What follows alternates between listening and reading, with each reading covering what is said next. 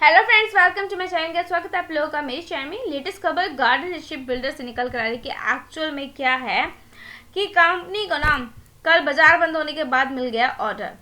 कल के दिन हमने देखा होगा काफी रैली देखने को मिली थी, 1755 पे जाकर वो देखने को मिला। सो गाइस देखिए, एक्चुअल में ये खबर बाजार बंद होने के बाद ही आई है। एक्सचेंज फाइलिंग में डिफेंस पीएसयू कंपनी ने कहा कि उसे रक्षा मंत्रालय से एक बड़ा ऑर्डर मिला है। यह ऑर्डर लगभग 491 करोड़ रुपए का है। डिफेंस पीएसयू स्टॉक ने निवेशकों को सिर्फ 6 महीने में 105% का मल्टीबैगर रिटर्न दिया है। गाइस, कल के दिन लगभग ये 1.22% तक फीसदी चढ़ा था। अगर आप यहाँ से देखोगे ना, इस वाले पॉइंट से, तो यहाँ पता चलेगा आपको 7% तक की स्टॉक चढ़ा कल के दिन, और फिर इसके बाद 3.5% तक की गिरावट आई है।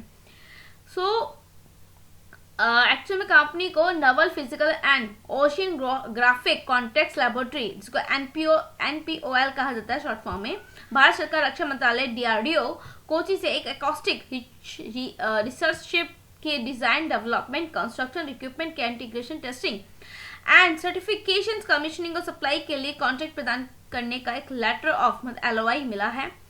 एंड इस ऑर्डर की value as I told 491 crore रुपए की है। इस कॉन्ट्रैक्ट को 36 मंथ में पूरा किया जाएगा। इससे पहले 4 अक्टूबर डिफेंस पीएसयू को बंगाल सरकार की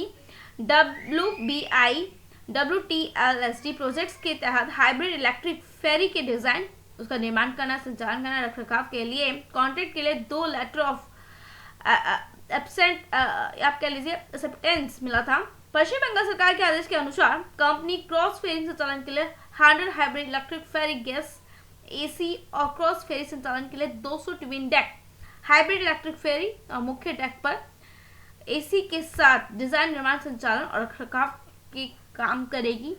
ये एक मेन उसको वर्क मिला है। अगर आप देखोगे बीते 5 सालों में इसने लगभग 900% तक का रिटर्न दिया, और अगर देखा जाए तो ये अपने हाई से लगभग 35% तक के डिस्काउंट पे मिल रही है, जो कि 2833 का 52 वीक हाई देखने को हमें इसका मिलता है।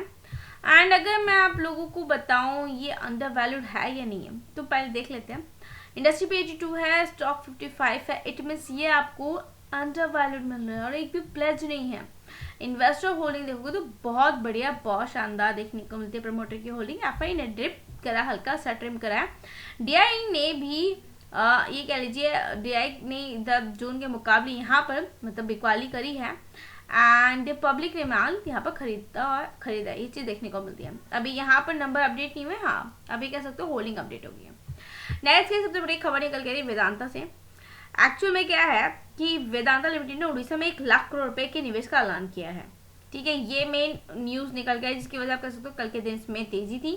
ठीक है, एक 1.75% तक की। सो गाइज, अब तक का सबसे बड़ा निवेश होगा, जिससे 2 लाख नए रोजगार जॉब्स पैदा होंगी। वेदांता ने मेक इन उड़ीसा का कॉन्क्लेव 2025 रोड शो में उड़ीसा के दौरान इस इन्वेस्टमेंट का ऐलान किया है।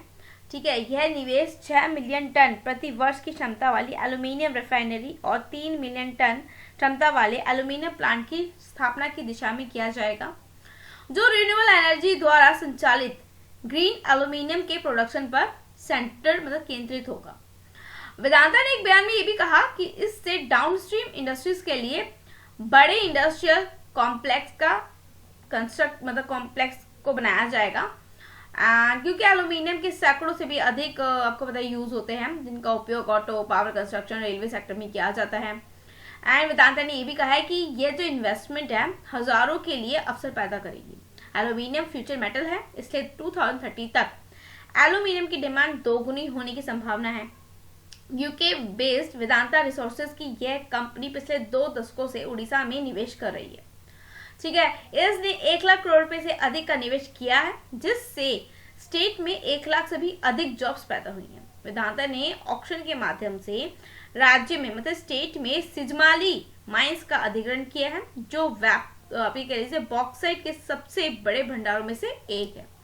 वेदांता के चेयरमैन अनिल अग्रवाल ने कहा कि उड़ीसा ने हमेशा वेदांता के विकास में महत्वपूर्ण भूमिका निभाई है। हमारे निवेश राज्य के समावेशी विकास और बड़े पैमाने पर औद्योगिकरण को बढ़ावा देने के प्रति हमारी प्रतिबद्धता को दर्शाता है। मतलब मेन इंपॉर्टेंट हमारी ये चीज दर्शाती है, क्योंकि उड़ीसा ने बहुत साथ निभाया, तो हमारा भी तो फर्ज बनता है कि हम राज्य को एक अच्छी समय सीमा, एक अच्छी ऊंचाइयों पे ले जाएं। मतलब आप ये कह लीजिए जो हमारा आधुनिकरण, जो मॉडर्नाइज डिजिटलाइजेशन चल रहा है उसके तौर पे, ठीक है, कमर्शियल तौर पे आप ये कह लीजिए।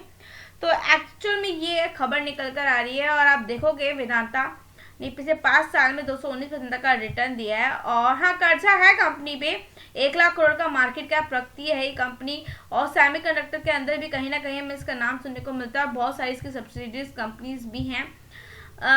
तो एक साल में 111% का रिटर्न। देखिए, अगर आप लोगों के पोर्टफोलियो में बेझिझक संभाल के रखो, ठीक है, और अगर नहीं है तो guys wait and watch, because फिलहाल तो अब इसका हम पी देखें तो 34 है। बट हाँ, मैं आप लोगों के लिए फिर भी फंडामेंटल भी चेक कर लेती हूँ। अगर ये अंडर वैल्यूड है तो आप इसको लाइटली से कंसिडर करके चल सकते हैं, लेकिन आप इसकी देखो इंडस्ट्री 21 है, स्टॉक पे 38 में, ये अभी अंडर वैल्यूड नहीं है। और 100% सबसे बड़ी बात है कि प्लेज है, तो इसलिए रिस्की है और कंपनी में कर्जा भी काफी ज्यादा है। बाकी एज ऑलवेज ऐसा कुछ स्टडी करके चेक करके तभी इन्वेस्ट करके चलेगा। चैनल पर नए हो तो लाइक सब्सक्राइब करना मत भूलिए। गुड बाय, नेक्स्ट वीडियो में।